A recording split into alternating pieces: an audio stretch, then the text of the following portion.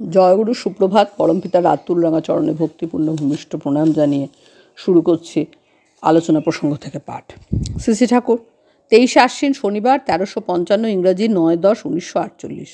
শ্রী ঠাকুর প্রাতে বড়াল বাংলোর বারান্দায় কেষ্টদা, প্রমথদা, মেন্টু ভাই প্রমুখ উপস্থিত। কথা প্রসঙ্গে শ্রী ঠাকুর বললেন, হিটলার দাম্ভিক হওয়ায় ক্রমাগত ফল হতে লাগলো। দাম্ভিক হলে মানুষ টাসলিং হয়, তা থেকেই গোলমাল বাড়ে। কৃষ্টিবান্ধবের কথায় বললেন, কৃষ্টিবান্ধব করে কাজগুলির সঙ্গে ব্যবস্থা করে নিতে হয়। নিজেরা কয়েকটা কাগজ বের করতে পারি কি না, বা কোনো কাগজের কিছু অংশ কিনে নেওয়া যায় কি না, তাও দেখতে হয়। পরমপিতার কথা মানুষ যাতে জানতে পারে তার ব্যবস্থা করাই লাগে। কৃষ্টিবান্ধবের সাথে বইগুলি যদি বের করা না যায় তাহলে হবে না। ওই সব ভাবধারা মাথায় নিয়েই তো লেখকরা লিখবে।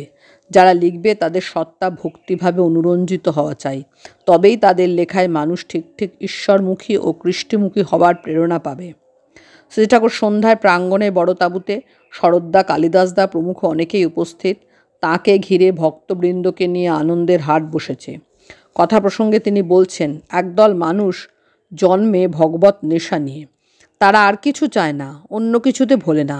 তারা জন্মে অবধি কী যেন খোঁজে, তা না পাওয়া পর্যন্ত শান্তি পায় না, স্বস্তি পায় না।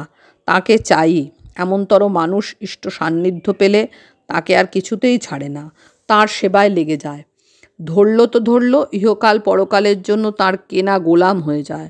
দুঃখ কষ্টের তোয়াক্কা করে না, কোনো ব্যক্তিগত লাভের প্রত্যাশা রাখে না। তার মুখে হাসি ফোটানোই একমাত্র কাজ।